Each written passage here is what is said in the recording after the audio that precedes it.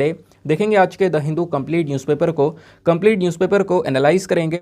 आगे बढ़ने से पहले हमेशा की तरह हम लोग अपने लेक्चर को एक मैप के क्वेश्चन के साथ स्टार्ट करेंगे।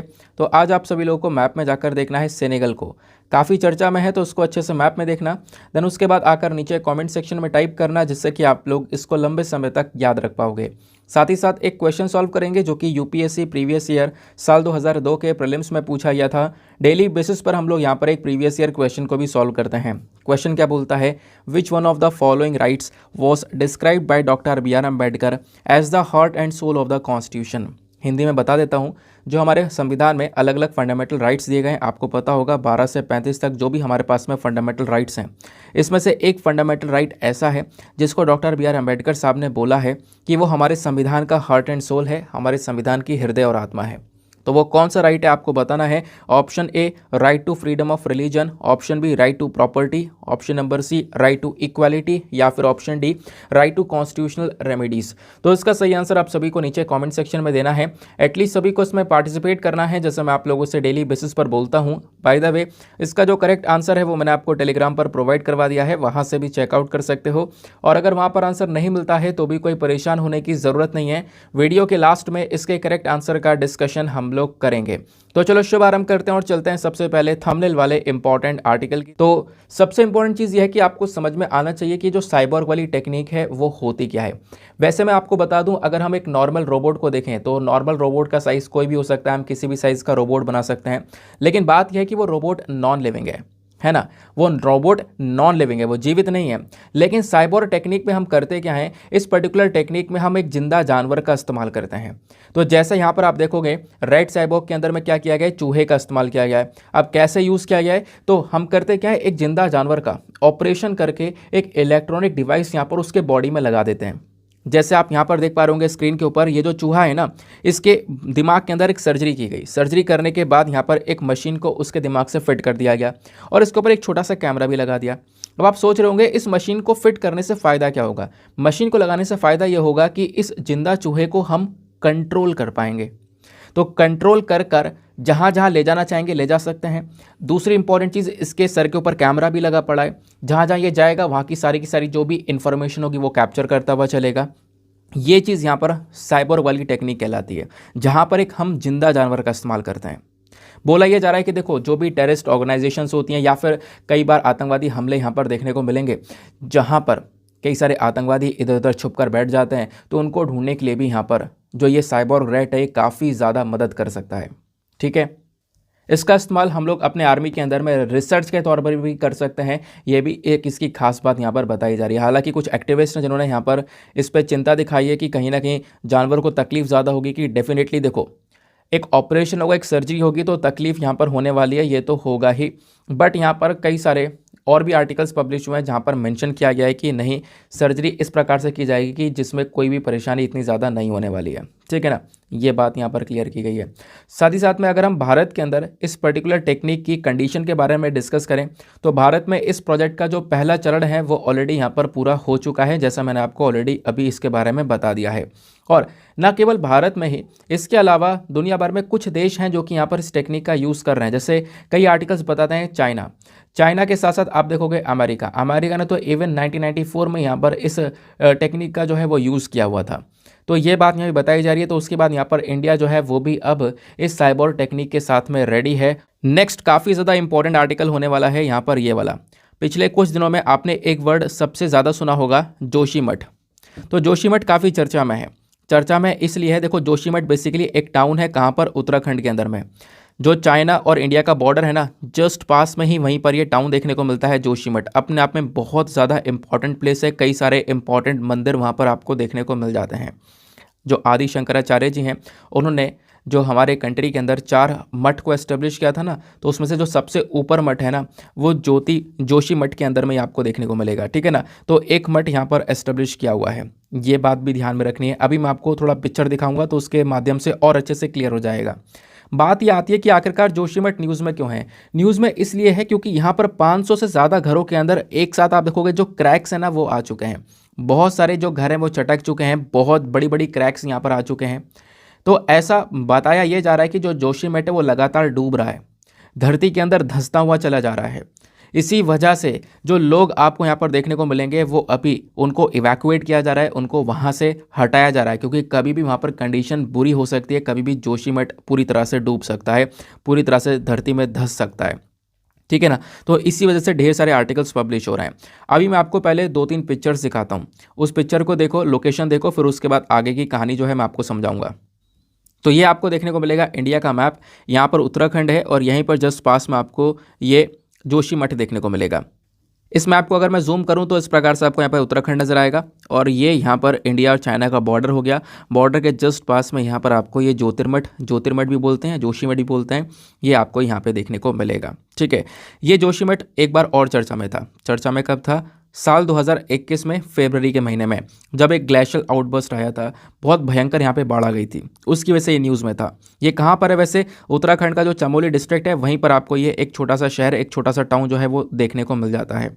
बाकी मैंने आपको बताया जोशीमठ इसलिए भी इंपॉर्टेंट है क्योंकि आदि शंकराचार्य जी ने जो 4 मठ एस्टेब्लिश किए थे हमारे देश के अंदर में, तो उसमें से जो एक मठ आपको जो सबसे ऊपर देखने को मिलेगा वो यहीं पर ज्योतिर्मठ में या फिर जोशीमठ में देखने को मिलता है, वो जोशीमठ आपको यहाँ पर देखने को मिलेगा। ठीक है, तो ये बात भी आपने ध्यान में रखनी है, इंपॉर्टेंट है। तो यहाँ पर 500 से ज़्यादा घरों के अंदर इस प्रकार से आपको क्रैक्स देखने को मिल जाएंगे। ये क्रैक्स आपको दिख रहे होंगे, ये सारी जो पिक्चर्स है गूगल पर आपको वायरल नजर आएंगी, ये सब ज्योतिष मठ की पिक्चर हैं। इस प्रकार से आप यहाँ पर देख पा रहे होंगे जोशीमठ की। फिर यहाँ पर आप देख पाओगे इस प्रकार से ढेर सारे और भी क्रैक्स, कई सारे घरों के अंदर इस प्रकार से क्रैक्स निकल कर आ चुके हैं। और धीरे धीरे यहाँ पे पता ही चलता है कि जो एरियाज़ है ना वो नीचे घुसता चले जा रहा है, धरती में धंसता चले जा रहा है। तो इसको लेकर पिछले कुछ दिनों से पूरे देश भर में लगातार यहाँ पर चर्चा हो रही है। इवन कल जो हमारे प्राइम मिनिस्टर का ऑफिस है, इन्होंने इस सिचुएशन को रिव्यू किया है और आगे देखते हैं यहाँ पर किस प्रकार से कदम उठाए जाएंगे। यहाँ पे आप देख पा रहे होंगे जो लोग हैं ना वो अपने घरों को छोड़कर निकल चुके हैं। काफ़ी सारे लोग यहाँ पे अभी भी और ज़्यादा आप कह सकते हो जो घर हैं उनके खाली करवाए जा रहे हैं, उनको इवैक्यूएट किया जा रहा है, एक सेफ़ जगह पर ले जाया जा रहा है, क्योंकि सेफ़ जगह पर जाना बहुत ज़्यादा इंपॉर्टेंट यहाँ पर हो जाता है। ठीक है, तो यहाँ पर जोशीमठ के ये रेसिडेंट्स आपको यहाँ पर देखने को मिल रहे होंगे। तो जोशीमठ डूब रहा है, मैंने आपको बताया। और एक सबसे बड़ा ब्लेम, मतलब इसके पीछे का कारण क्या है या फिर ब्लेम जो दिया जा रहा है वो वहाँ के इंफ्रास्ट्रक्चरल प्रोजेक्ट्स को दिया जा रहा है। जिस प्रकार से लगातार रोड इंफ्रास्ट्रक्चर हुआ है, लगातार जो प्रोजेक्ट्स बढ़ता हुआ जा रहा है वहाँ पर, उसी के चक्कर में ये सारे के सारे एनवायरमेंटल डिजास्टर वहाँ पर देखने को मिल रहा है, ऐसा लोगों ने बताया। साथ ही साथ में लोगों का कहना यह है कि देखो अब हमने घर अपने खाली खड़े हैं, तो ऑब्वियस सी बात है हम लोग को यहाँ पर एक नया घर चाहिए होगा, तो वो चीज़ जो है सरकार हम लोग को प्रोवाइड करवाए। उसके बाद में जो नेशनल डिजास्टर मैनेजमेंट अथॉरिटी है ये यहाँ पर विजिट कर रही है इस पर्टिकुलर एरिया को, और ज़्यादा इन्वेस्टिगेशन किया जाएगा आखिरकार इसके पीछे का रीज़न है क्या, कि एक साथ यहाँ पर इतने सारे क्रैक्स नज़र आ रहे हैं, तो रीज़न क्या है, इसको यहाँ पर थोड़ा सा और ज़्यादा फाइंड आउट किया जाएगा। साथ ही साथ में यहाँ पर आप देख पाओगे जो उत्तराखंड के चीफ मिनिस्टर हैं पुष्कर सिंह धामी, तो ये जोशीमठ विजिट भी करते हैं और वहाँ पर लैंड सब्सिडेंस देखने को मिला। मैंने आपको बताया कि लगातार जो धरती है वो और ज़्यादा घुसती हुई जा रही है, नीचे ढहती हुई जा रही है, तो वो चीज़ यहाँ पे नजर आई है। लोगों ने यहाँ पे क्या किया, तहसील के हेडक्वार्टर के आगे लगातार प्रोटेस्ट भी किया, लोगों ने प्रदर्शन दिखाया और दिखाते दिखाते यहाँ पर सरकार के ऊपर ब्लेम किया कि एक जो सबसे बड़ा प्रोजेक्ट है तपोवन विष्णुगढ़ पावर प्रोजेक्ट, इसको लेकर कई सारे जो रिसर्चर्स है वो पहले काफ़ी आर्टिकल्स लिख चुके हैं कि इसका इम्पैक्ट बहुत बुरा पड़ने वाला है उत्तराखंड के अंदर में। तो ये जब प्रोजेक्ट को लेकर इतने क्वेश्चंस पहले से ही उठ रहे थे, लेकिन उसके बावजूद भी सरकार इस प्रोजेक्ट को बनाती हुई चली गई और इसी प्रोजेक्ट की वजह से जो यहाँ पर इतना पवित्र टाउन है ना, ये कहीं ना कहीं डैमेज हुआ है। इस प्रकार की जो बातें हैं लोगों की साइड से बोली गई हैं, लोगों ने यहाँ पर पूरी तरह से ब्लेम डाला है तपोवन विष्णुगढ़ पावर प्रोजेक्ट के ऊपर में। बाकी जो प्राइम मिनिस्टर का ऑफिस है, इन्होंने यहाँ पर कल एक मीटिंग रखी थी, जहाँ पर उस मीटिंग में जो कुछ एक्सपर्ट्स जो कि जियोलॉजी के अंदर एक्सपर्ट्स हैं, डिजास्टर मैनेजमेंट में एक्सपर्ट्स हैं, वो सब आए थे। उन सब ने यहाँ पर एक डिस्कशन किया था और यहाँ पे प्राइम मिनिस्टर डिस्कस कर रहे हैं सिचुएशन को और आने वाले समय पर क्या क्या कदम उठाए जाएंगे, उसको लेकर ढेर सारे जो आर्टिकल्स वो पब्लिश होते रहेंगे। बाकी जो हमारी डिजास्टर मैनेजमेंट अथॉरिटी का जो टीम है ना, ये टीम आज यहाँ पर जोशीमठ में विजिट करेगी और सिचुएशन को एनालाइज करेगी, देखेगी आखिरकार इसके पीछे मेजरली क्या क्या कारण नज़र आता है जिसकी वजह से ये इतने सारे क्रैक्स देखने को मिल रहे हैं। ठीक है, बात क्लियर हो गई। इस वजह से जोशीमठ टाउन लगातार न्यूज़ में बना हुआ है। आगे आते हैं अगले आर्टिकल पर। साल 2021 के अंदर में जो लुधियाना ब्लास्ट केस हुआ था है ना, उसको लेकर कुछ आतंकवादियों के जो नाम है वो NIA लेकर आया है, उसको लेकर यहाँ पे आर्टिकल पब्लिश हुआ है। मैं आपको बताता हूँ, ये बात है दिसंबर 2021 की। दिसंबर 2021 में लुधियाना कोर्ट कॉम्प्लेक्स के अंदर एक बहुत बड़ा ब्लास्ट होता है और उस ब्लास्ट के बाद में कई सारे जो एक्यूज लोग हैं उनको पकड़ा भी जाता है। जो नेशनल इन्वेस्टिगेशन एजेंसी है उसका काम यही है आतंकवाद को टैकल किया जा सके। तो यहाँ पर वो क्या करते हैं, एनआईए ने पूरी तरह से इन्वेस्टिगेशन किया। इन्वेस्टिगेशन करते करते एक चार्जशीट तैयार की और 5 लोगों को यहाँ पर मुजरिम साबित किया। ठीक है, ये 5 लोग नज़र आए हैं। गगनदीप सिंह जो कि यहाँ पर मर भी चुके हैं। फिर उसके बाद में ऐसे कई सारे नाम यहाँ पर निकल कर आते हुए देखने को मिलेंगे। फिर अभी कुछ नाम निकल कर आए हैं कि देखो, एक नाम है जुल्फ़िकार, देन यहाँ पर आका पहलवान, ये नाम निकल कर आए हैं पाकिस्तान की साइड से। तो इन नाम में से कुछ नाम ऐसे भी निकल कर आए हैं जो कि बेसिकली पाकिस्तान की साइड से निकल कर आए हैं, ऐसी जगह से जो कि जस्ट जो इंडिया का बेसिकली बॉर्डर है ना, इंडिया पाकिस्तान का बॉर्डर है, और वहाँ पर पंजाब के जस्ट पास में आपको वो एरिया पाकिस्तान का देखने को मिल जाता है, ऐसा यहाँ पर बोला जा रहा है। उस एरिया से कुछ आतंकवादियों के नाम यहाँ पर देखने को मिले हैं। तो नेशनल इन्वेस्टिगेशन एजेंसी ने बेसिकली उस पूरे के पूरे मतलब मामले को अच्छे से इन्वेस्टिगेट किया। इन्वेस्टिगेट करने के बाद में ये पूरा का पूरा जो चार्जशीट है वो रेडी किया है, ये बात यहाँ पर बताई गई। एनआईए का कहना यह है कि जो पाकिस्तान के कुछ यहाँ पर लोग हैं, जुल्फ़िकार है, इसने यहाँ पर जो बेसिकली ये बॉम्ब है ना, ये जो एक्सप्लोसिव्स हैं वो प्रोवाइड करवाए थे, और एक्सप्लोसिव प्रोवाइड करवाने के बाद में ये जो हमला है तब हुआ था। तो ये बात यहाँ पर एनआईए की साइड से निकल कर आई है। आई होप आपको ये क्लियर हो चुका है। आपसे यहाँ पे एग्जामिनेशन में कुछ भी नहीं पूछा जाएगा, है ना। लुधियाना ब्लास्ट केस के बारे में या ये सारी चीज़ें कुछ नहीं पूछी जाएंगी, आपको ही पता है। तो इसलिए हम इसको किस वजह से पढ़ रहे हैं, हम इसलिए पढ़ रहे हैं क्योंकि नेशनल इन्वेस्टिगेशन एजेंसी कई दिनों बाद यहाँ पे न्यूज़ में आया है। एनआईए ने यहाँ पर ये सारे के सारे काम किए हैं।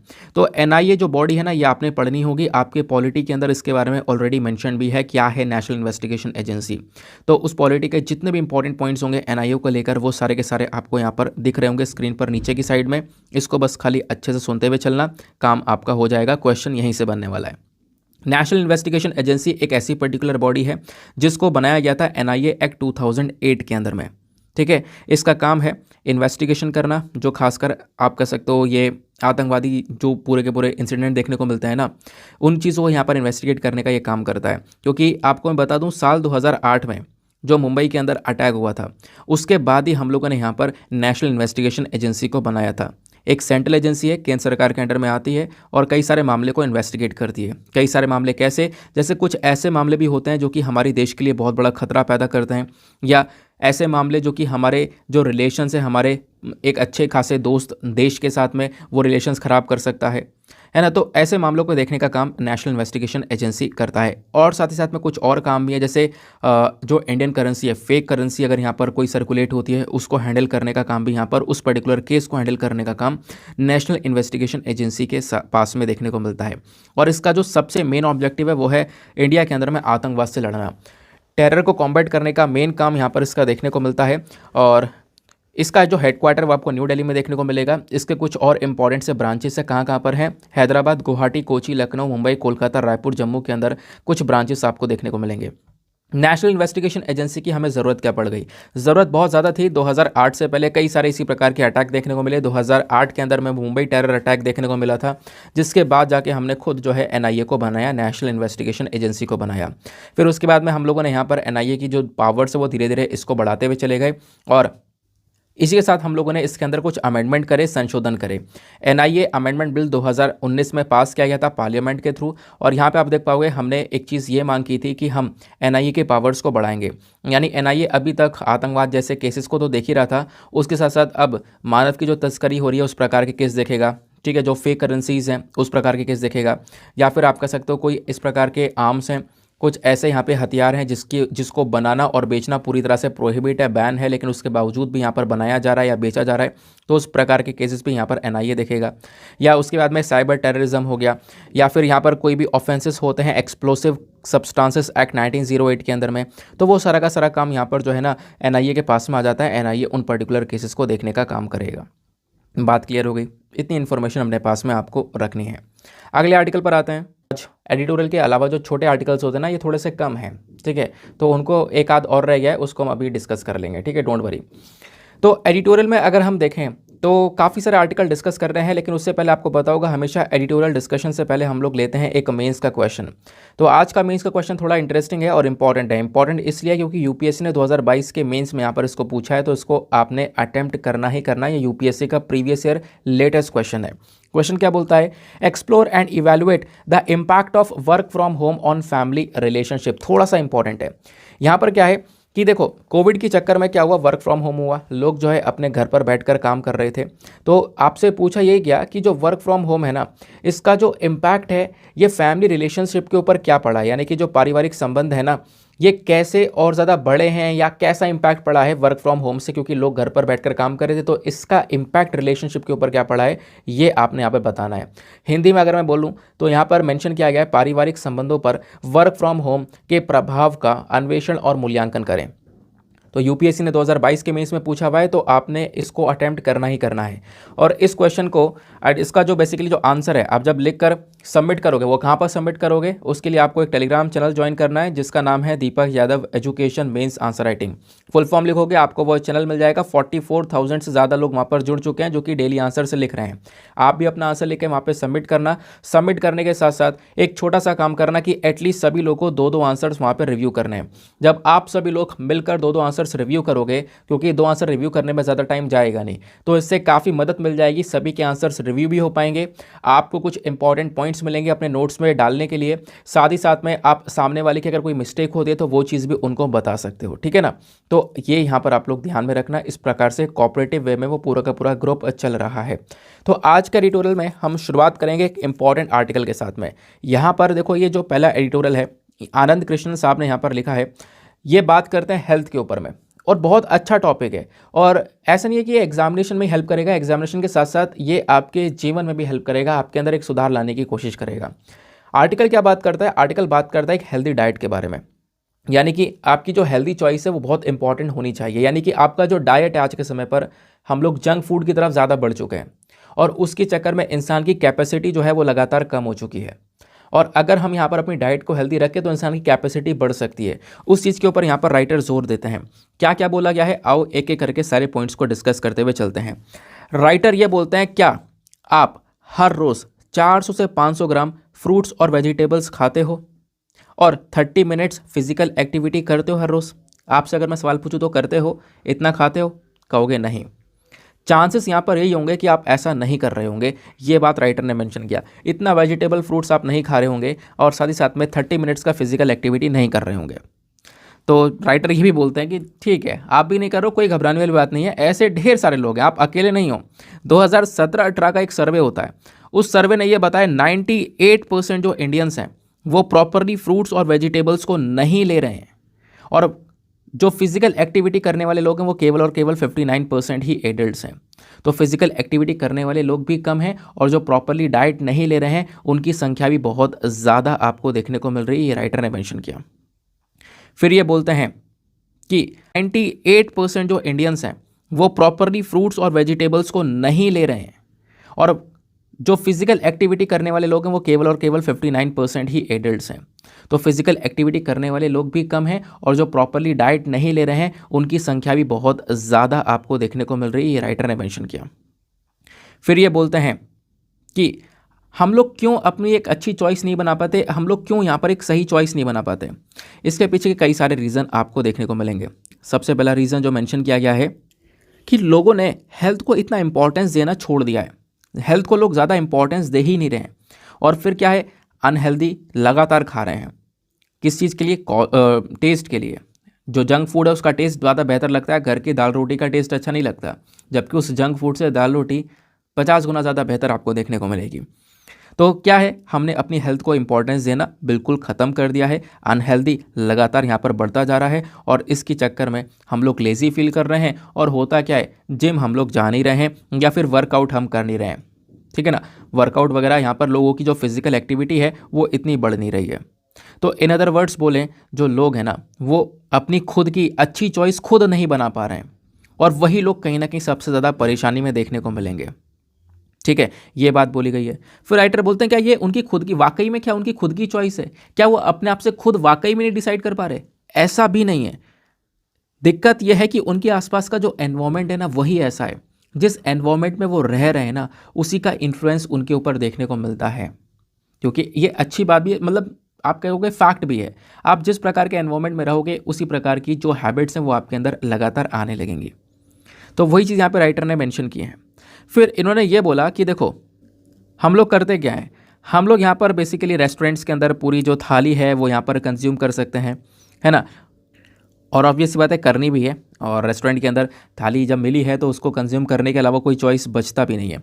और बड़ी बड़ी थालीज़ यहाँ पर जो रेस्टोरेंट है वो आज के समय पर बना रहे हैं, बहुत ज़्यादा शानदार और अट्रैक्टिव थालियाँ बड़ी बड़ी आपको यहाँ पर देखने को मिल रही होंगी, ठीक है ना। बाकी रेस्टोरेंट के अंदर आपको हमेशा फ्राइड, सॉल्टी इसी प्रकार का खाना मिलता है, और कैसा मिलता है ना। या फिर आपको यहाँ पर कुछ अच्छा हेल्दी स्नैक मिल जाएगा रेस्टोरेंट के अंदर, ऐसा यहाँ पर आपको नहीं देखने को मिलेगा, ठीक है। जबकि जो हमें ज़रूरत है वो एक हेल्दी फूड की ज़रूरत है। एक हेल्दी फूड होना चाहिए, हमें अपने हेल्थ से बिल्कुल भी कॉम्प्रोमाइज़ नहीं करना चाहिए। हम जानते हैं कि जो ये फूड की चॉइस है यही आपको और ज़्यादा बेहतर पर्सन बनाएगी, ठीक है ना। लेकिन हो क्या रहा है, पिछले कुछ समय में लगातार लोगों की फूड की चॉइस ख़राब होती चली जा रही है। उसके पीछे का एक और रीज़न राइटर ने मेंशन किया है, वो है फूड मार्केटिंग। देखोगे टेलीविज़न के ऊपर, टीवी के ऊपर एक गलत तरीके से फूड मार्केटिंग की जा रही है। बच्चे ज़्यादातर इस पूरे जाल में फंस जाते हैं। आप देखोगे कई सारे ऐसे ऐसे प्रोडक्ट्स लेकर आए गए जिसमें खिलौने डाल दिए गए। अब बच्चा खिलौना के पीछे, उसी प्रोडक्ट के पीछे भागता है ना। फिर वो पेरेंट्स जो है ना वो उसको दिलवाते भी हैं। तो इस चक्कर में भले ही वो कितना ही अनहेल्दी फूड हो, कितना ही यहाँ पर बेकार हो, कितनी उसके अंदर चीनी भरी पड़ी हो, कुछ भी हो, लेकिन उस खिलौने से क्या हुआ, बच्चा अट्रैक्टिव हो गया। बच्चा जो है उस पर्टिकुलर प्रोडक्ट के प्रति अट्रैक्टिव हो गया। ऐसे कई सारे प्रोडक्ट्स एक समय पर चले थे, ठीक है ना। मतलब अब क्या, बहुत सारे प्रोडक्ट्स के बारे में आपने सुना भी होगा, और अभी भी यहाँ पर बच्चे ऐसा करते हैं। तो वो चीज़ यहाँ पर देखने को मिली। जो मार्केटिंग है ना, वो मार्केटिंग कुछ इस प्रकार से ही की जा रही है कि वो खाना अनहेल्दी है, बिल्कुल अनहेल्दी है, लेकिन उसको अट्रैक्टिव बनाया जा रहा है अलग अलग तरीके से, ताकि यहाँ पर उनकी बिक्री बढ़ सके, उस कंपनी की बिक्री बढ़ सके। और ऐसे कई सारी कंपनीज़ के थ्रू किया जा रहा है, और उनकी सेल भी इससे बहुत ज़्यादा बढ़ती हुई नज़र आई है। ऐसा खुद यहाँ पर उनकी रिपोर्ट्स, उन कंपनी की रिपोर्ट्स बताती हैं। तो ये कहीं ना कहीं बहुत ज़्यादा गलत तरीका है। हमें यहाँ पर अपनी चॉइस को खुद यहाँ पर मेंटेन करना होगा, ठीक है। वो बात यहाँ पर बताई जा रही है। राइटर ने मेंशन किया है, अगर आपका जो एनवायरनमेंट है वो बेसिकली अनहेल्दी खाना पसंद कर रहा होगा तो आप भी यहाँ पर उसी जाल में फंसोगे। तो आपका जो एनवायरनमेंट है उसी का इम्पैक्ट आपके ऊपर भी पड़ता है ना। अब अंडरस्टैंड करते हैं हम लोग किस चीज़ के बारे में, फिजिकल एक्टिविटी के बारे में। जो फिजिकल एक्टिविटी है ना, ये एक पर्टिकुलर पर्सन के लिए बहुत ज़्यादा इंपॉर्टेंट है। और मैं आपके लिए बता रहा हूँ, आप यहाँ पर एक एस्पिरेंट की ज़िंदगी जी रहे हो, ठीक है ना। यहाँ पे आपका हार्ट हेल्थ जो है ना वो बेस्ट होना बहुत ज़्यादा ज़रूरी है। और एटलीस्ट यहाँ पे थोड़ा सा समय निकाल लिया करो 30 मिनट्स के लिए वर्कआउट करने के लिए। 30 मिनट्स के लिए आपने कुछ भी किया है ना, थोड़ा सा मतलब आपका जो हार्ट रेट है वो थोड़ा ज़्यादा हाई स्पीड पर पहुंच जाए थोड़ी देर के लिए, जिससे होगा क्या कि जो मतलब कार्डियो वगैरह जिसको हम लोग बोलते हैं, इसमें आपका जो हार्ट रेट है वो थोड़ा सा और ज़्यादा स्पीड पर पहुंच जाता है। इससे आप अपनी एक हेल्दी बॉडी को मेंटेन भी कर पाओगे। तो ये कहीं ना कहीं आपके ब्रेन के ऊपर, आपके ओवरऑल बॉडी के ऊपर, आपके ओवरऑल पोस्चर के ऊपर, सभी चीज़ के ऊपर एक बेहतरीन इम्पैक्ट डालता है। तो लाइफ में यहाँ पर दो चीज़ें तो बिल्कुल मेंटेन करनी है। एक तो यहाँ पर आपको हेल्दी फूड, अपनी हेल्दी डाइट रखनी है, और फिजिकल एक्टिविटीज़ लगातार करते रहनी है। इससे आप हमेशा फिट रहोगे, आपका दिमाग खुला रहेगा बाकी सारे लोगों के कंपैरिजन में। एक जगह बैठे बैठे यहाँ पर अनहेल्दी खाना खाते खाते, पढ़ाई करते करते, है ना, पढ़ाई कर रहे हैं, चिप्स का पैकेट खा रहे हैं, या पढ़ाई कर रहे हैं इस प्रकार की जंक फूड खा रहे हैं। बहुत सारे लोग मैंने ऐसे देखे हैं, ऐसे होते हैं, ठीक है। तो ये कहीं ना कहीं यहाँ पर आपको, आप कह सकते हो, और लेज़ी बनाता हुआ चलेगा। ऐसा नहीं करना है। आप एक हेल्दी डाइट लो, स्टूडेंट्स की कैटेगरी में हो, बहुत अच्छा रहेगा आपके लिए। एक हेल्दी डाइट के साथ साथ थोड़ा सा फिजिकल एक्टिविटी, आपको इसका असर बहुत जल्दी दिखना स्टार्ट भी हो जाएगा, ठीक है। लेकिन प्रॉब्लम पता है क्या, कि कभी कभी क्या होता है कि लोग जो है बाहर जाना टहलना पसंद कर रहे हैं, है ना। लोग 30 मिनट्स के लिए बाहर जाना, फ्रेश हवा में टहलना पसंद कर रहे हैं। तो आप देखोगे बाहर के फुटपाथ हो गए, या कई सारे एरिया में पार्क्स की काफ़ी, जो पार्क होते हैं उनकी काफ़ी ज़्यादा कमियाँ हैं। कई एरिया बिल्कुल सेफ़ हैं ही नहीं किसी लोगों के लिए, है ना। कई एरिया में प्रॉपर लाइटनिंग नहीं है। तो ये प्रॉब्लम्स भी यहाँ पे लोगों ने फेस की है, तो इसके चक्कर में वो बाहर ही नहीं जा पाता है। ये प्रॉब्लम्स भी देखने को मिली है, ठीक है। ये बात बताई गई। तो इस चीज़ को थोड़ा सा इंप्रूव करने की हमें आवश्यकता रहेगी, ये बात भी राइटर ने मेंशन की है। अब राइटर बोलते हैं कि हमें करना क्या क्या चाहिए। देखो, सबसे पहला यहाँ पर जो अप्रोच है ना, वो यह है कि आपको क्या करना पड़ेगा, जो फूड की मार्केटिंग हो रही है उसको थोड़ा सा कंट्रोल करना होगा। ऐसा कई देश ऑलरेडी कर चुके हैं, लेकिन हमारे देश में ऐसा कोई भी कंट्रोल किया नहीं गया है। कई कंट्रीज़ ने ऐसा कर रखा है कि जो भी यहाँ पर बच्चे जो कार्टून वगैरह के चैनल देखते हैं ना, उन चैनल के ऊपर फूड की मार्केटिंग नहीं होगी। इस प्रकार की जो ये अनहेल्दी फूड्स हैं, इनकी मार्केटिंग नहीं की जा सकेगी। जो बच्चे यहाँ पर चैनल देख रहे होंगे, जो रेगुलर देखते हैं, जैसे कार्टून वगैरह के चैनल हो गए, तो वो बात नहीं बताएगी। इससे क्या होगा, बच्चा ना उस पर्टिकुलर प्रोडक्ट के प्रति अट्रैक्टिव नहीं होगा, वरना वो टीवी में ही देखेगा, और टीवी में देखने के बाद आपसे मांगना शुरू करेगा कि हाँ मुझे ये चाहिए। तो वो बात यहाँ पे बताई गई। बाकी यहाँ पे आप देख पाओगे जो फूड कंपनीज़ हैं इनको यहाँ पर एडवर्टीजमेंट नहीं करना होगा बच्चों वाले चैनल के ऊपर, यानी वही कार्टून वगैरह के चैनल के ऊपर, मैंने आपको बताया। साथ ही साथ में आपको एक बात और करनी होगी कि इंडिया को एक चीज़ के ऊपर और फोकस देना होगा। जो भी सामान बाहर मिल रहा है ना, इसके ऊपर थोड़ा सॉल्ट कंटेंट के ऊपर ध्यान दो। बटर, चीज़, चिप्स, इन सब चीज़ों के अंदर सॉल्ट कंटेंट, नमक की मात्रा बहुत ही ज़्यादा आ रही है। इसको आपको रेगुलेट करना होगा। और इंडिया ने इसके लिए कदम उठाया क्या, front of pack food labelling, यानी जो खाना, जो भी यहाँ पर आप सामान खरीद रहे होंगे उसके ऊपर एक फ्रंट में एक पैक लेबलिंग लगा दिया जाएगा। उसको आप पढ़कर समझ सकते हो ये आपकी बॉडी के लिए सही है या फिर गलत है, या आपकी बॉडी के लिए हानिकारक है, खतरनाक है या कैसा है। तो एक फूड लेबलिंग का यहाँ पर पैक लगाने के बारे में चर्चा की गई है। लेकिन इससे क्या होगा, आप खुद ही रेगुलेट करोगे, यानी कि आप खुद चेक करोगे यार कि इसमें सही है या नहीं है। अगर आपको सही लग रहा है तो ले रहे हो, नहीं लग रहा तो नहीं ले रहे हो। तो इसका कोई अच्छा असर देखने को नहीं मिला है, ये बात यहाँ पे बोली गई है। क्योंकि आपको करना क्या है कि आपने बस खाली, सरकार ने क्या कर दिया, front of food pack labelling करके दे दिया कि फ्रंट में ही यहाँ पर एक स्टिकर लगा दिया जिसमें ये मेंशन है कि इसमें ये चीज़ें हैं और ये आपकी हेल्थ के लिए ख़राब हो सकता है इतना, और ये यहाँ पर कम हो सकता है ना। ये आपको खुद अनुमान लगाना पड़ेगा। तो इससे यहाँ पर क्या हो रहा है कि इंसान को खुद से अपनी तरफ हैंडल करना पड़ा, और इंसान कभी ऐसा करना चाहता नहीं है। हम लोग यहाँ पर खुद से इन चीज़ों को देखते नहीं है। तो ये जो प्रोसेस लेकर आई थी सरकार, वो कहीं ना कहीं आप कह सकते हो एज आ फेलियर देखने को मिलेगा। तो इसकी जगह यहाँ पर कुछ और तरीके अपनाने होंगे। जैसे कुछ एग्जाम्पल्स यहाँ पर राइटर ने मेंशन करे हैं। जैसे जो जंक फूड है ना, जंक फूड के ऊपर टैक्स लगा दो, और जो हेल्दी फूड्स हैं उनको इंसेंटिवाइज करो, और फ्रूट्स और वेजिटेबल के ऊपर सब्सिडी देना शुरू कर दो। मतलब ऐसे कुछ एग्जाम्पल यहाँ पर देखने को मिलेंगे। ठीक है, तो फ्रूट्स एंड वेजिटेबल्स के ऊपर सब्सिडी दो, हेल्थ। इससे क्या होगा, जो हेल्दी फूड्स होंगे ना, इसको हम ज़्यादा से ज़्यादा प्रोमोट कर पाएंगे। तो ये कुछ इंपॉर्टेंट एग्जांपल्स हैं जिसको हम अपना सकते हैं। साथ ही साथ में ये बोला कि देखो, जो बाहर जाकर टहलना चाहते हैं, फ्रेश एयर में टहलना चाहते हैं, उनके लिए बाहर अच्छी कंडीशंस जहाँ जहाँ पर नहीं आपको करनी पड़ेंगी। प्रॉपर फुटपाथ्स होने चाहिए, है ना, वो एरिया साफ़ सुथरा होना चाहिए। कई एरिया में पार्क्स नहीं होते, जबकि जगह होती है वहाँ पे बनाने की, तो वो बनाने चाहिए, है ना। तो ऐसा हम काम कर सकते हैं। जो कर सकते हैं वो तो करना चाहिए ना। इससे क्या होगा, कुछ नहीं तो कई सारे लोगों की लाइफ के ऊपर एक बहुत बड़ा चेंज आता हुआ नज़र आएगा। ठीक है, बाकी यहाँ पर मैंने आपको बताया कि जो भी यहाँ पर खासकर ये एडवर्टीजमेंट्स हैं, इनको यहाँ पे रोकना पड़ेगा, क्योंकि इनके अंदर जो सॉल्ट है, शुगर है, ये बहुत ज़्यादा है।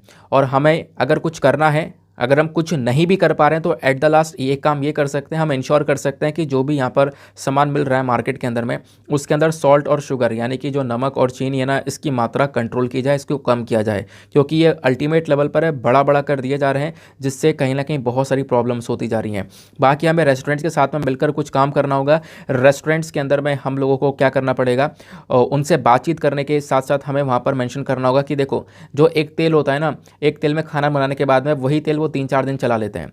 तो इस चीज़ को यहाँ पर रोकना होगा, क्योंकि यही इंसान के कोलेस्ट्रॉल को इंक्रीज़ करती हुई नज़र आ रही है। इसी चक्कर में यहाँ पर जो मोटापा है वो आपको बढ़ता हुआ नज़र आएगा।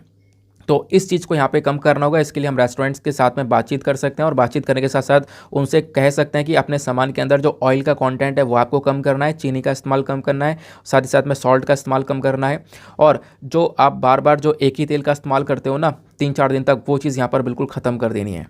ठीक है, तो इसके लिए यहाँ पे हम काम कर सकते हैं। इससे यहाँ पर जो लोग हैं वो थोड़ा सा हेल्दी बन सकते हैं। और एट द लास्ट राइटर ने मेंशन किया, ये आपकी चॉइस के ऊपर भी डिपेंड करता है। भाई, जब तक आप यहाँ पर खुद कंट्रोल नहीं कर सकते अपने आप को, तब तक कोई कंट्रोल नहीं कर सकता, और कुछ भी नहीं हो सकता। ये आपके ऊपर है, आपको अपनी हैबिट्स खुद कंट्रोल करनी पड़ेंगी।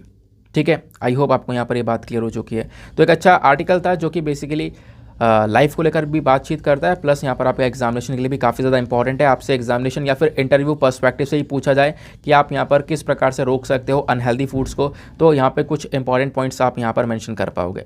ठीक है, बात क्लियर हो गई।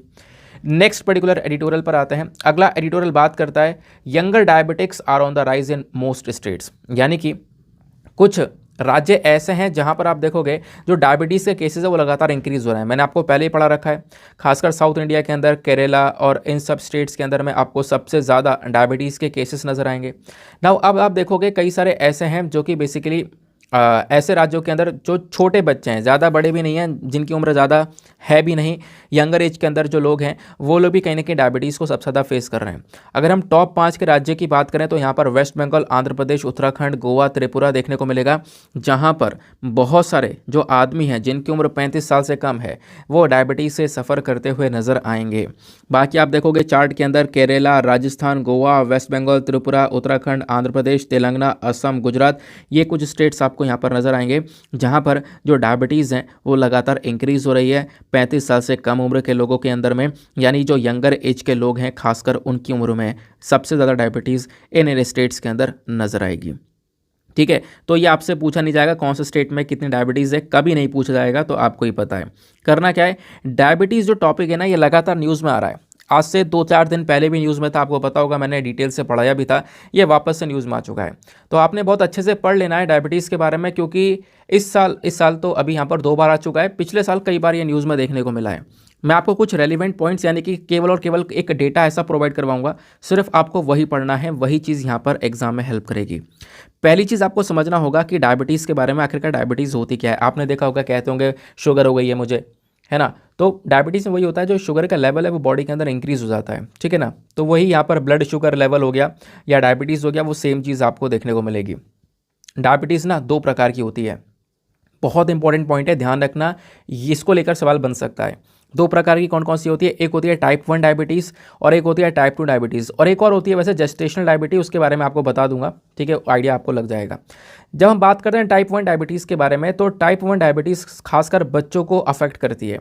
ऐसे बच्चे जिनकी उम्र 14 से 16 साल है, उन बच्चों को ये टाइप 1 वाली डायबिटीज़ सबसे ज़्यादा होती हैं, ठीक है। ये कब होती है, टाइप 1 डायबिटीज़ तब होती है जब हमारी जो बॉडी है ना वो इंसुलिन बनाना बंद कर देती है, हमारी बॉडी इंसुलिन नहीं बना पाती है। और इंसुलिन का काम क्या है, इंसुलिन का काम ही यही है कि आपके अंदर ब्लड शुगर लेवल को रेगुलेट करना, कंट्रोल करना, और जब ये इंसुलिन ही नहीं होगा तो आपके बॉडी के अंदर ब्लड शुगर लेवल कोई कंट्रोल लेवल पर होगा ही नहीं, ठीक है।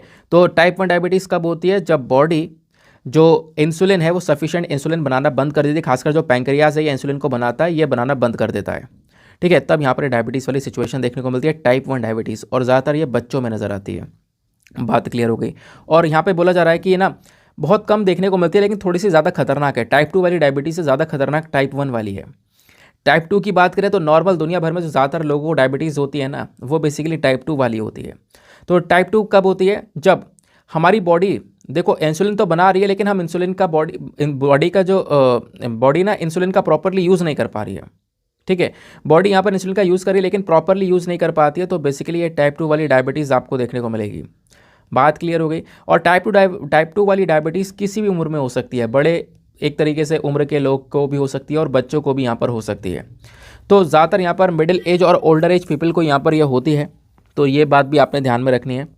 बाकी एक और डायबिटीज़ होती है जिसको हम लोग जेस्टेशनल डायबिटीज़ बोलते हैं। अब ये प्रकार की कौन सी होती है, तो यहाँ पर ये डायबिटीज़ प्रेगनेंसी के समय पर होती है, जब महिला यहाँ पर एक प्रेगनेंसी के स्टेज से गुजर रही होती है, तब यहाँ पर जो बॉडीज़ ना कभी कभी यहाँ पर इंसुलिन के प्रति सेंसिटिव हो जाती हैं, तब ये डायबिटीज़ देखने को मिलती है।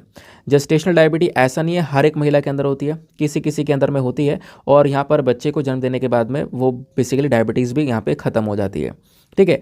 प्रॉब्लम यहाँ पर यह कि डायबिटीज़ का जो इम्पैक्ट है ना वो बहुत बुरा है, बहुत बुरा मतलब हमारे कई सारे ऑर्गन्स को ये डैमेज कर देता है। जैसे यहाँ पर आप देख पाओगे 5 मेन ऑर्गन्स होते हैं, जैसे किडनी हो गया, heart, blood vessels, nervous system और आइज़ यानी आंखें। ये 5 ऐसे ऑर्गन्स आपको देखने को मिलेंगे जिसके ऊपर सबसे बुरा असर पड़ता है इन डायबिटीज़ का। बाकी डायबिटीज़ होने के पीछे के क्या क्या कारण देखने को मिलता है, मेजर कारण क्या क्या है, तो कई सारे फैक्टर्स हैं। जैसे आपकी अनहेल्दी डाइट, अभी हमने इससे पहले वाले एडिटोरियल में भी अनहेल्दी डाइट के बारे में पढ़ा था, वापस अनहेल्दी डाइट के बारे में चर्चा की गई है।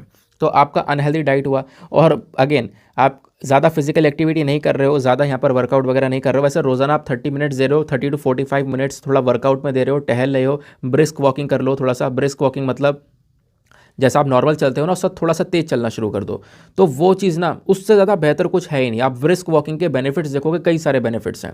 तो करो क्या, थोड़ा सा जब हम लोग नॉर्मल चलते हैं ना, नॉर्मल चलने से थोड़ा सा ज़्यादा स्पीड बढ़ाकर चलना है, तो वो उससे क्या होगा, अगेन आपका जो हार्ट है वो और ज़्यादा पंप होता हुआ नजर आएगा, ठीक है। तो ये फिजिकल एक्टिविटी यहाँ पर इनकी कमी की वजह से डायबिटीज़ देखने को मिलती है। या फिर कोई व्यक्ति अल्कोहल का ज़्यादा इस्तेमाल करता है या फिर तंबाकू का इस्तेमाल करना हो गया या उसका वेट बहुत ज़्यादा हो जाना, तो कहीं ना कहीं डायबिटीज़ के बहुत मेन कारण बन जाते हैं। बात क्लियर हो गई। बाकी मैंने आपको टाइप 1 डायबिटीज़ के बारे में बता दिया। टाइप 1 डायबिटीज़ थोड़ी सी रेयर भी है क्योंकि यहाँ पर ये बच्चों के अंदर देखने को मिलती है, लेकिन कुछ कमी बच्चों के अंदर देखने को मिलती है, इस वजह से हम इसको थोड़ा सा खतरनाक भी बोलते हैं। बाकी डायबिटीज़ के पीछे कुछ और कारण भी हैं, जेनेटिक फैक्टर्स भी नज़र आते हैं। यानी कि आप कह सकते हो डायबिटीज़ का जो रिस्क है ना बच्चे के अंदर वो ज़्यादा बढ़ जाता है जब मतलब आप कह सकते हो किन के अंदर ज़्यादा बढ़ जाता है, 3% बच्चों में डायबिटीज़ का जो रिस्क है वो बढ़ जाता है जब उनकी मदर को होता है। 5% बच्चों में जब डायबिटीज़ का रिस्क बढ़ जाता है जब उनके फादर को होता है। 8% के अंदर बढ़ जाता है जब उनके सिबलिंग को भी डायबिटीज़ होता है। तो मतलब जेनेटिक्स जो परिवार के अंदर जीन है ना उनके माध्यम से भी डायबिटीज़ चलती रहती है और फैमिली के अंदर पर्सन टू पर्सन यहाँ पर ये बढ़ती रहती है। वो चीज़ यहाँ पर आपको देखने को मिलेगी। ट्रीटमेंट क्या है सर? तो ट्रीटमेंट यहाँ पर इकलौता ट्रीटमेंट यही है कि आपको अपनी डायबिटीज़ को मॉनिटर करना होगा। एक पता है प्रॉब्लम ये हो जाती है कि कोई भी बीमारी है ना उसका अगर शुरुआती दौर है तो उसको हमेशा हमेशा के लिए जड़ से ख़त्म किया जा सकता है, लेकिन वो बीमारी जब अच्छी तरीके से बॉडी में लग जाती है ना तो उसको ख़त्म कर पाना काफ़ी मुश्किल हो जाता है। तो करना क्या होगा, डायबिटीज़ के अंदर में अपनी बॉडी को रेगुलर मॉनिटर करना पड़ता है। यानी रेगुलर ट्रैक करो कि आपकी जो डायबिटीज़ है 24 घंटे में कब ऊपर जा रही है, मतलब कब शुगर लेवल बढ़ रहा है, कब नॉर्मल आ रहा है, वो चीज़ें आपको यहाँ पर मॉनिटर करनी पड़ेंगी। कब कम हो रहा है, कब बढ़ रहा है, वो चीज़ें मॉनिटर करनी पड़ेंगी खुद से। ठीक है ना, ये यहाँ पर बोला गया और उसके अकॉर्डिंग यहाँ पर अपने आप को एक हेल्दी डाइट अपना मेंटेन करना होगा। दूसरी इंपॉर्टेंट चीज़ यहाँ पर यह कि आर्टिफिशियल पेनक्रियास का हम इस्तेमाल कर सकते हैं क्योंकि पेनक्रियास जो आपके बॉडी के अंदर है यही यहाँ पर इंसुलिन को प्रोड्यूस कर रहा है। और डायबिटीज़ कब हो रहा है? एक केस में तब हो रहा है जब यहाँ पर बॉडी इंसुलिन को बना ही नहीं रही है। दूसरे केस में तब हो रहा है जब बॉडी इंसुलिन का प्रॉपरली यूज़ नहीं कर पा रही। और इंसुलिन का काम क्या है? डायबिटीज़ को रेगुलेट करना। ठीक है, तो इसके लिए हम लोग आर्टिफिशियल पेनक्रियास का इस्तेमाल कर सकते हैं। यह ऑटोमेटिकली यहाँ पर इंसुलिन को आपके बॉडी में डिलीवर करता रहेगा जब जब बॉडी के अंदर इंसुलिन की आवश्यकता पड़ेगी। जब जब ब्लड शुगर लेवल को कंट्रोल करना होगा तब तब ये उसको छोड़ता रहेगा। तो आर्टिफिशियल पेनक्रियास लगवाना भी यहाँ पर इसका एक सोल्यूशन माना जाता है। बाकी डायबिटीज़ को टैकल करने के लिए कई सारे इंपॉर्टेंट इनिशिएटिव्स जो हैं हमारे देश ने चला रखे हैं, जिसमें से सबसे पहला आता है NPCDCS, मतलब national programme for prevention and control cancer, diabetes, cardiovascular disease और स्ट्रोक। ये एक इनिशिएटिव है जिसको साल 2010 में लॉन्च किया गया था। इसका मेजर फोकस था जो भी हमारा हेल्थ इंफ्रास्ट्रक्चर है उसको मजबूत किया जा सके और लोगों के अंदर में जो डायबिटीज़ जैसी प्रॉब्लम्स इनको जल्दी जल्दी यहाँ पर डायग्नोस किया जा सके, इसके बारे में पता लगाया जा सके। दूसरा, यहाँ पर वर्ल्ड डायबिटीज़ डे भी हम लोग सेलिब्रेट करते हैं। सेलिब्रेट नहीं कहेंगे, ऑब्जर्व कहना सही रहेगा। तो हर साल 14 नवंबर को वर्ल्ड डायबिटीज़ डे को ऑब्जर्व किया जाता है। ठीक है ना, और इसका जो मेजर फोकस होता है कि हम डायबिटीज़ को लेकर लोगों में एक एजुकेशन को, एक जागरूकता को फैला सकें, ये हमारा मेजर पर्पस होता है। बाकी एक और प्रोग्राम है ग्लोबल डायबिटीज़ कॉम्पैक्ट। यहाँ पर WHO यानी कि वर्ल्ड हेल्थ ऑर्गेनाइजेशन ने ग्लोबल डायबिटीज़ कॉम्पैक्ट को यहाँ पर लॉन्च किया है ताकि इस बीमारी से यहाँ पर हम लोग टैकल कर सकें। तो ये कुछ इंपॉर्टेंट से इनिशिएटिव देखने को मिल जाते हैं रिगार्डिंग डायबिटीज़, तो थोड़ा बहुत आइडिया यहाँ पर भी आप रख सकते हो। तो ये था पर्टिकुलर एडिटोरियल। उसके बाद आते हैं अगले इंपॉर्टेंट एडिटोरियल की तरफ। अगला जो एडिटोरियल यहाँ पर है वो आपको ये देखने को मिलेगा, इसको लिखा गया है के नारायणन ओमी साहब के थ्रू। तो इन्होंने मेंशन किया है कि देखो जो जनगणना है ना, आखिरी जनगणना कब हुई थी? जनगणना मतलब जब हम लोग पॉपुलेशन की गिनती करते हैं, तो आखिरी जनगणना कब हुई थी? ये हुई थी 2011 में। हर 10 साल में जनगणना होती है। इस बार ये वापस से 2021 में होनी थी लेकिन कोविड की वजह से रुक गई है और अभी यहाँ पर 2024-25 तक यहाँ पर इसको टाल दिया गया है। तो इनका कहना यह है कि आगे और ज़्यादा डिले करना जनगणना में बहुत खतरनाक हो सकता है और हमें डिले नहीं करना चाहिए। इसमें बहुत सारी और भी प्रॉब्लम्स पैदा होती हुई नज़र आएंगी। जितना जितना आप देरी करते रहोगे उतनी ज़्यादा प्रॉब्लम्स बढ़ती हुई जाएंगी, ऐसा यहाँ पर राइटर मेंशन करते हैं। तो किस प्रकार की प्रॉब्लम्स बढ़ सकती हैं उसको हम डिस्कस करेंगे। राइटर ने ये मेंशन किया, एक सेकेंड रुक जाओ, आर्टिकल को हम थोड़ा सा जूम करके पूरा आर्टिकल फिट कर लेते हैं। हाँ, अब समझने में आसानी होगी। तो राइटर यहाँ पर पहली चीज़ क्या मेंशन करते हैं? पहले पैरा में ये बोलता है कि फरवरी 1961 की बात है। फरवरी 1961 में जब ये प्राइमरी स्कूल में हुआ करते थे तो इनको याद है कि इनके घर में सेंसस करने वाले जो लोग हैं, वो यहाँ पर जनगणना करने वाले जो लोग हैं, गिनती करने वाले, वो घर पहुँचते हैं और कुछ इन्फॉर्मेशन वगैरह लेते हैं। उसमें इनके वो बेसिकली जो जनगणना करने आए थे ना, तो इनके खुद के टीचर हुआ करते थे, स्कूल के अंदर टीचर हुआ करते थे, है ना। तो वही लोग यहाँ पर जनगणना कर रहे थे। हाँ, आपको पता है जनगणना में जो ये ड्यूटी लगती है ना, लोग घर घर जाकर इन्फॉर्मेशन को कलेक्ट करते हैं। यहाँ पर कुछ टीचर्स भी होते हैं जिनको स्कूल से कुछ इनकी छुट्टी मिलती है, फिर ये जनगणना भी करते हैं, उसका अमाउंट वगैरह अलग से दिया जाता है। तो यहाँ पर ये बोला गया। तो इनका कहना यह है कि उस समय यह जनगणना हुई, फिर उसके बाद इन्होंने फिर से वेट किया, फिर 10 साल बाद फिर से जनगणना हुई। तो इन्होंने मेंशन किया कि जो जनगणना है, जो सेंसस है ना, ये हर 10 साल बाद यहाँ पर होती रहती है, जो कि मैंने आपको ऑलरेडी बता चुका हूँ। बात क्लियर हो गई। दूसरे इंपॉर्टेंट पॉइंट पर आता है। फिर यहाँ पर राइटर ये मेंशन करते हैं किस चीज़ के बारे में कि देखो हाल ही में क्या होता है ना कि जो जनगणना है ना, इसके बारे में पता चलता है। वैसे जो जनगणना है अभी 2021 में हो जानी चाहिए थी, कोविड की वजह से यहाँ पर ये टलती हुई चली गई। और कोविड की वजह से जो टल रही है ना, ये कहीं ना कहीं आने वाले समय पर हमें बहुत सारी प्रॉब्लम्स को क्रिएट करती हुई नजर आएगी। कैसे, मैं आपको समझाता हूँ। कुछ राज्य आपको ऐसे देखने को मिलेंगे जिनकी यहाँ पर कुछ इस प्रकार की आदतें हैं, जो कि नए नए डिस्ट्रिक्ट्स बना रहे हैं, नए नए तहसील बना रहे हैं। अब कुछ राज्यों में जब नए नए डिस्ट्रिक्ट तहसील बनेंगे ना, तो जैसे से यहाँ पर ये बदलाव होंगे, अगर ये बदलाव यहाँ पर आप कह सकते हो होते रहेंगे, तो कहीं ना कहीं यहाँ पर आप कह सकते हो काफ़ी सारी प्रॉब्लम्स होगी यहाँ पर काउंटिंग करने में, ऐसा यहाँ पर बोला गया। तो जब जनगणना होगी ना, तो यहाँ पर इन एरियाज़ को छोड़ा जा सकता है, ऐसा भी यहाँ पर बोला जा रहा है। तो हाथों हाथ यहाँ पर पहले ही हम लोग एक जनगणना को लेकर चल सकते हैं। दूसरी इंपॉर्टेंट जो चीज़ है ना, वो यह है कि सेंसस के दौरान जब जनगणना चल रही होगी और उसके दौरान अगर यहाँ पर इस प्रकार के बदलाव होते हैं, नए डिस्ट्रिक्ट नए तहसील बनते हैं, तो वहाँ पे उन एरियाज़ को छोड़ने की संभावना भी बन जाती है। तो इसके लिए यहाँ पर हमें क्या करना पड़ेगा, हमें यहाँ पर जनगणना को प्रॉपरली मेंटेन करके यहाँ पर चलाना पड़ेगा, ठीक है ना। तो जब जब यहाँ पर आप कह सकते हो कि बात होगी किसी राज्य के अंदर बेसिकली यहाँ पे कुछ नए डिस्ट्रिक्ट बनाने की या किसी और नई चीज़ को बनाने की, नए तहसील को बनाने की, तो वहाँ पे जनगणना को रोक कर जो चेंजेस हो रहे हैं वो चेंजेस होने दें, होने के बाद में यहाँ पर जनगणना पूरी तरह से करें। ये बात यहाँ पर मेंशन करते हैं।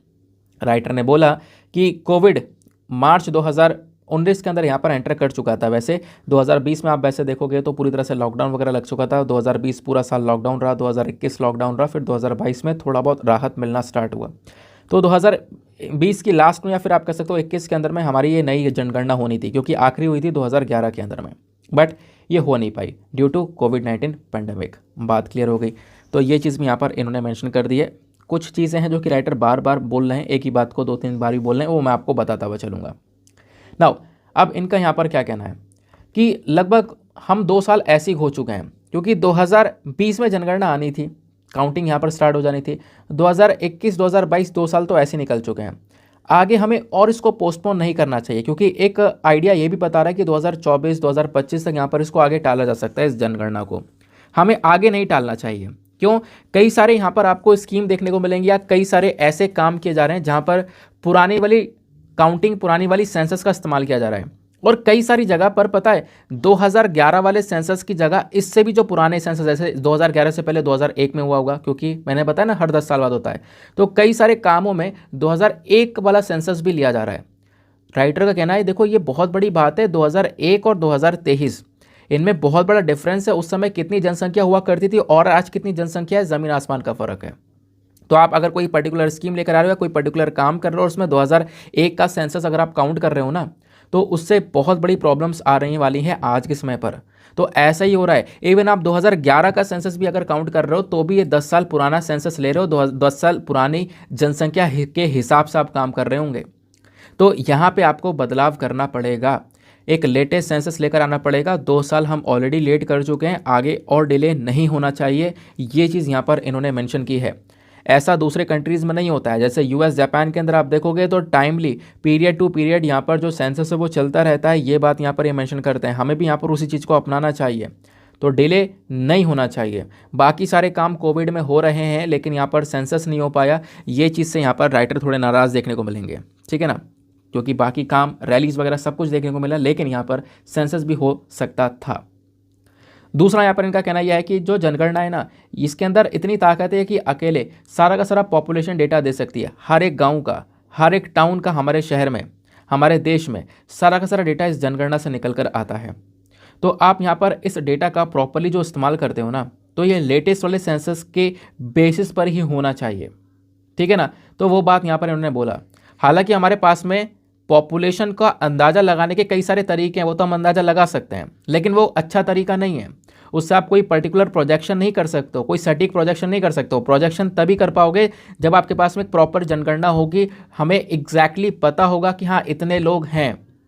वो जनगणना करके ही पता चलेगा, क्योंकि लोग अंदाज़ा लगाते रहते हैं ना। इस स्कीम का एक अंदाज़ होता है, लमसम इतने लोग होंगे, इतने लोगों को कवर कर लिया जाएगा। वो लमसम वाली चीज़ें छोड़ दो, आपके पास में अगर प्रॉपर सेंसस है तो बात करो, ये राइटर ने मेंशन किया। जो सेंसस का डेटा होता है ना, ये काफ़ी सारी जगह पर इस्तेमाल किया जाता है। इवन यहाँ पर इनका कहना यह है कि सेंसस का डेटा आप देखोगे तो इसी डेटा का यूज़ करके जो हमारे पार्लियामेंट होती हैं, इसमें शेड्यूल कास्ट और साथ ही साथ में शेड्यूल ट्राइब्स के लिए सीट्स को रिजर्व किया जाता है ना, इसी जनगणना का इस्तेमाल करके। फिर ऐसे यहाँ पे जो स्टेट लेजिस्लेचर हो गया, लोकल बॉडीज़ हो गई, सरकारी सर्विसेज हो गई, इनफैक्ट यहाँ पर जो पंचायत का हो गया, पंचायत और म्यूनिसिपल बॉडीज़ जो है ना, इनमें भी हम लोग शेड्यूल कास्ट और शेड्यूल ट्राइब्स के लिए कुछ सीट्स को रिजर्व करते हैं, वो भी जनगणना के बेसिस पर ही होती हैं। तो इसका तो बहुत इंपॉर्टेंट रोल है यहाँ पर भी, यानी पॉलिटिकल सिनेरियो में आप देखोगे तो census is very very important.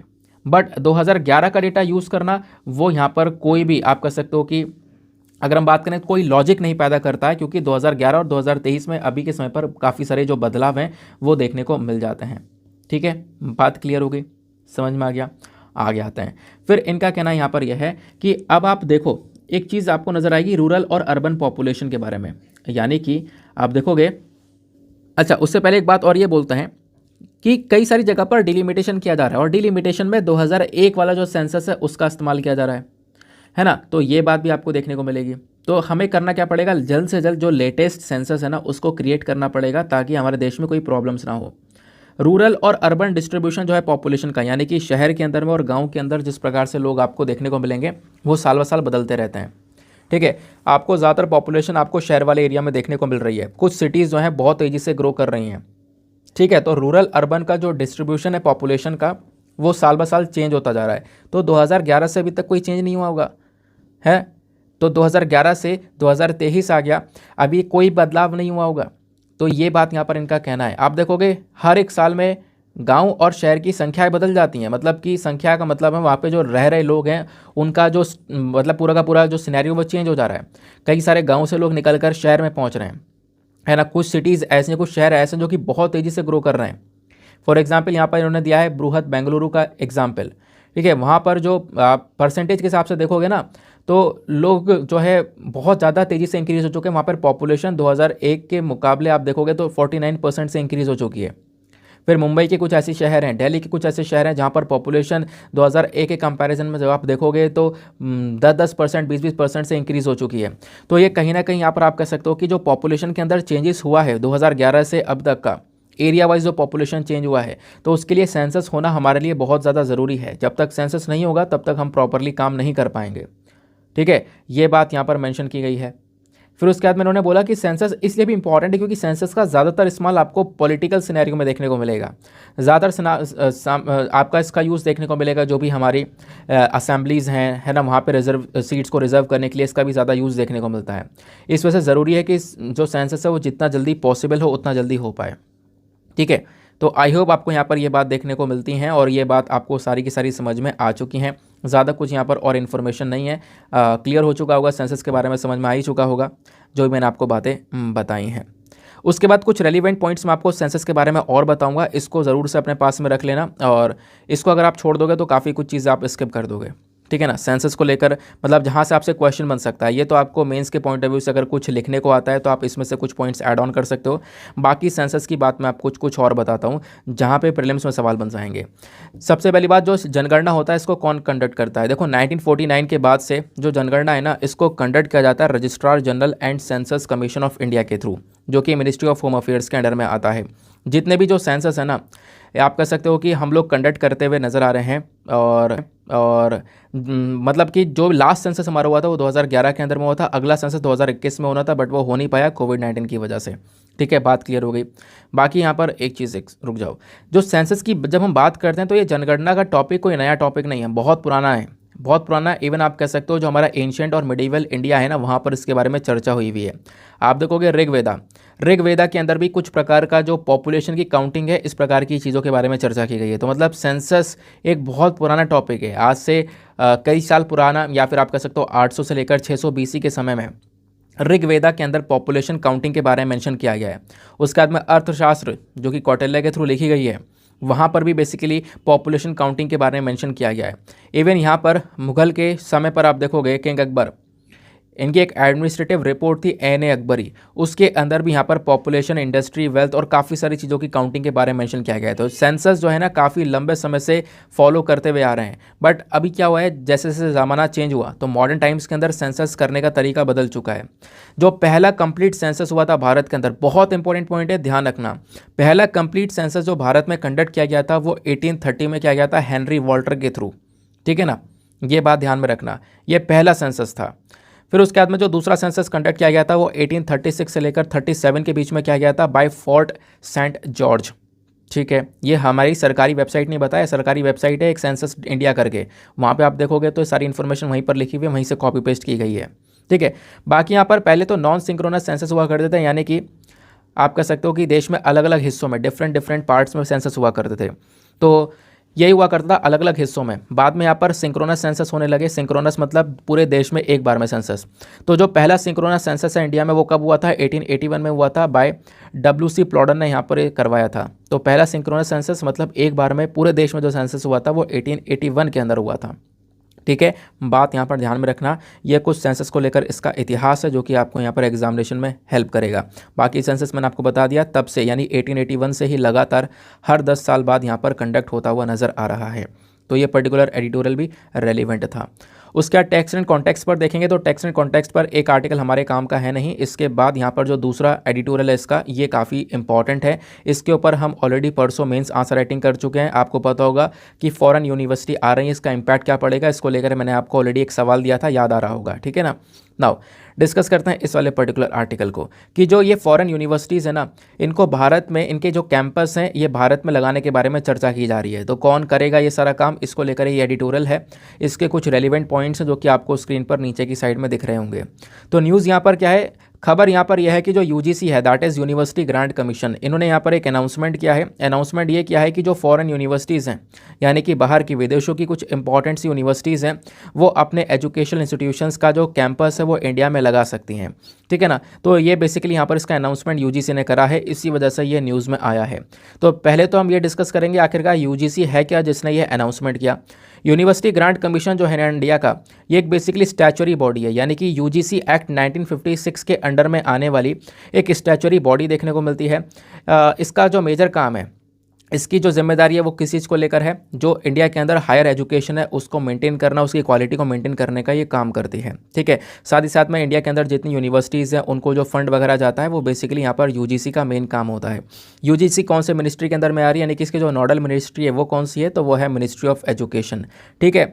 तो अब यहाँ पर यूजीसी ने जो भी रूल्स एंड रेगुलेशंस का अनाउंसमेंट किया था वो क्या थे, इसको समझते हैं। तो यूजीसी के जो चीफ है M जगदीश कुमार, इन्होंने यहाँ पर कुछ रूल्स एंड रेगुलेशन बताए हैं फॉरेन यूनिवर्सिटीज़ के जो कैंपस हैं इसको भारत में सेटअप करने के लिए। इन्होंने सबसे पहले यहाँ पर बताया है क्राइटेरिया यहाँ पर ये बोला है कि देखो, वही यूनिवर्सिटी इंडिया के अंदर अपने कैंपस को लगा पाएंगी जो कि यूनिवर्सिटी दुनिया भर की जो टॉप 500 यूनिवर्सिटीज़ होंगी उसमें होंगी, ठीक है। तो दुनिया की जो रैंकिंग आती है ना टॉप 500 यूनिवर्सिटीज़ की, अगर कोई फॉरेन यूनिवर्सिटी उसके अंदर आ रही है तो वही अपने कैंपस को इंडिया में लगा सकती है, पहला क्राइटेरिया हो गया। दूसरा, एप्लीकेशन प्रोसेस, अगर कोई यूनिवर्सिटी दिलचस्पी दिखाती है, इंटरेस्ट दिखाती है इंडिया में अपने कैंपस को सेटअप करने के लिए, तो यहाँ पर क्या करना पड़ेगा, उसके लिए एक स्टैंडिंग कमेटी जो है अपॉइंट करेगा यूजीसी, और एक पूरी वो जो कमेटी है वो अपनी रिकमेंडेशन सेटअप करेगी 45 दिनों के अंदर में। फिर उसके बाद में 45 दिनों के अंदर वो जो सारा रिकमेंडेशन है वो सेटअप करने के बाद में जो यूजीसी है ना वो अप्रूवल देगा फॉरेन इंस्टीट्यूशन को कि वो अपने कैंपस को आने वाले 2 सालों के अंदर सेटअप कर सके। तो इस प्रकार से पूरा का पूरा एप्लीकेशन जो प्रोसेस है वो यहाँ पर चलने वाला है। जो भी यूनिवर्सिटी अप्लाई करेगी पहले स्टैंडिंग कमेटी के पास में जाएगा, फिर उसके बाद पूरा यहाँ पर मैटर वो देखेगी, 45 दिनों के अंदर रिकमेंडेशन देगी, फिर यूजीसी यहाँ पर उसको अप्रूवल देगा, फिर 2 साल के अंदर वो अपना जो यूनिवर्सिटी होगा वो कैंपस इंडिया में लगा देगा। और स्टार्टिंग में जो अप्रूवल मिलेगा ना बाहर के यूनिवर्सिटीज़ को, वो 10 साल का अप्रूवल मिलेगा, वो 10 साल तक सर्व कर सकते हैं इंडिया के अंदर में, और आने वाले समय पर अगर उसको बढ़ाना चाहें तो आगे बढ़ा भी सकते हैं। बाकी फीस को लेकर कुछ बातें बताई जा रही हैं कि रीजनल फीस रखी जाएंगी। जो कैंपस है ना इनको कुछ अपने आप में पावर दी जाएंगी कि अपने हिसाब से फीस को ये थोड़ा डिसाइड वगैरह कर सकते हैं, इनको ऑटोनॉमी दी जाएगी कि अपना जो फीस स्ट्रक्चर है वो थोड़ा सा अपने आप डिसाइड करो। नहीं तो होता क्या है कि इंडिया के अंदर में जो भी इंडियन इंस्टीट्यूशंस है ना वहाँ पर हम लोग क्या करते हैं, एक लिमिट जो है वो लागू कर देते हैं, लिमिट यहाँ पर उनके ऊपर इम्पोज कर दी जाती है। वैसी लिमिट यहाँ पर इन फॉरेन यूनिवर्सिटीज़ के ऊपर इम्पोज नहीं की जाएगी, वो बात यहाँ पर बताई गई है। बाकी मेंशन किया गया है कि जो फ़ी है ना वो बेसिकली रीजनेबल और ट्रांसपेरेंट ही होनी चाहिए, एक रीज़नेबल फ़ी होनी चाहिए जो कि यहाँ पर जो बच्चा है वो अफोर्ड कर सके। बाकी आप देखोगे एक और काम यहाँ पे बोला गया है mode of teaching. Mode of teaching के बारे में मेंशन किया गया है। इसमें क्या होगा कि ये यूनिवर्सिटी जो बाहर की अपना कैंपस जब इंडिया के अंदर लगाएंगी तो इनको यहाँ पर पावर्स दी जाएंगी कि वो इंडिया से चाहे तो इंडिया से कुछ फैकल्टीज़ हैं उनको रख सकते हैं, इंडिया के जो स्टाफ हैं उनको रख सकते हैं, या फिर अपने यहाँ पे अपने कंट्री से या फिर किसी विदेश से किसी फैकल्टी या स्टाफ को बुलाना चाहे तो वो वहाँ से बुला सकते हैं, उनकी चॉइस है वो। ठीक है, बाकी जो कोर्सेज है वो ऑफ़र किए जाएंगे। ठीक है, ये यहाँ पर बताया गया है। बाकी क्वालिफ़िकेशन की बात करें तो जो भी स्टूडेंट्स यहाँ से पढ़ाई करेगा ना उसकी जो क्वालिफ़िकेशन का लेवल होगा, क्वालिफिकेशन की जो उनको डिग्री मिलेगी वो बिल्कुल वो सेम टू सेम वही डिग्री होगी जो यूनिवर्सिटी बेसिकली, क्योंकि जिसने अपना कैंपस यहाँ पे लगाया है ना, जिस देश के अंदर वो सर्व कर रही यूनिवर्सिटी, उसी पर्टिकुलर यूनिवर्सिटी का जो आपको क्वालिफिकेशन है वो यहाँ पर दिया जाएगा। यानी कि उसी कंट्री के ओरिजिन का क्वालिफिकेशन आपको मिल जाएगा। आपने मतलब आपको ऐसी मान्यता मिलेगी कि हाँ आपने उस वाले विदेश से, उस वाले देश से बेसिकली यहाँ पर ये अपनी जो डिग्री है वो पूरी करी है, उस यूनिवर्सिटी से वो डिग्री पूरी करी है। ऐसा नहीं होगा कि यहाँ इंडिया का नाम नहीं आएगा, जो कंट्री ऑफ ओरिजिन है जहाँ की यूनिवर्सिटी होगी वहाँ की डिग्री आपको मिल जाएगी। ठीक है, बाकी फंड मैनेजमेंट को लेकर कुछ इनको पावर्स दी गई हैं। जो भी फॉरेन यूनिवर्सिटीज़ होंगी यहाँ पर इनके पास में जो भी फंड आएगा वो अपने कैंपस में, अपने मेन कैंपस में भेज सकती हैं, वो पावर्स यहाँ पर इनको मिल जाएंगी। वो सारी पावर्स इनको फॉरेन एक्सचेंज मैनेजमेंट एक्ट के तहत मिलेंगी, ऐसी बात यहाँ पे बताई जा रही है। अब आपके मन में सवाल आ रहा होगा ऐसी ज़रूरत क्या पड़ गई हम लोग को, हम लोग क्यों यहाँ पर फॉरेन यूनिवर्सिटीज़ को अपने देश में अलाउ कर रहे हैं, क्यों उनको कह रहे हैं कि अपना कैंपस लगा लो।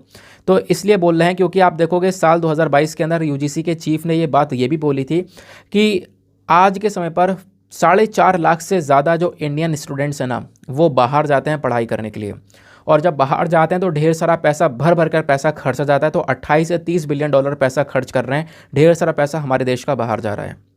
तो अगर हम इन फॉरेन यूनिवर्सिटीज़ को कहते हैं इंडिया में सेटअप कर जाएं तो इससे यहाँ पर जो हमारे स्टूडेंट्स हैं वो यहाँ पर एनरोल कर सकते हैं, और इससे जो क्वालिटी ऑफ एजुकेशन है वो भी मिलेगी, हमारी कंट्री में खुद यहाँ पर वो एजुकेशन को परस्यू कर पाएंगे। ठीक है, तो ये चीज़ यहाँ पर मेंशन की गई है। बाकी यहाँ पर फॉरेन यूनिवर्सिटीज़ को इंडिया में लाने के लिए ये जो बातें हैं ये खुद नेशनल एजुकेशन पॉलिसी में भी देखने को मिल जाएंगी। जो यहाँ पे नेशनल एजुकेशन पॉलिसी है ना 2020 वाली, इसके अंदर भी मेंशन किया गया है कि जो फॉरेन यूनिवर्सिटीज़ है वो अपने कैंपस जो है वो इंडिया में सेटअप कर सकती हैं। तो ये था आज का हमारा पर्टिकुलर एडिटोरियल। आई होप आपको यहाँ पर भी एक क्लैरिटी मिल चुकी है। बाकी आपको पता होगा ये हमारा पूरा का पूरा एडिटोरियल सेक्शन खत्म हो चुका है और कुछ भी इंपॉर्टेंट है नहीं।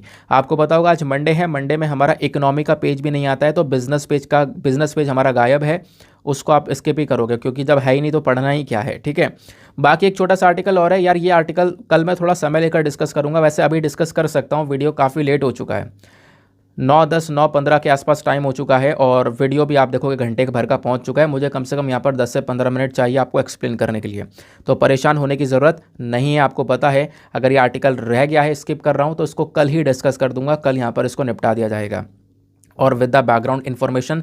तो आप अगर पढ़ते हो तो प्रॉपर बैकग्राउंड इन्फॉर्मेशन मत छोड़ना, ठीक है ना। बाकी पीडीएफ के अंदर आर्टिकल दे दूंगा, चाहो तो रीड कर लेना, वहाँ पे आपको मदद मिल जाएगी।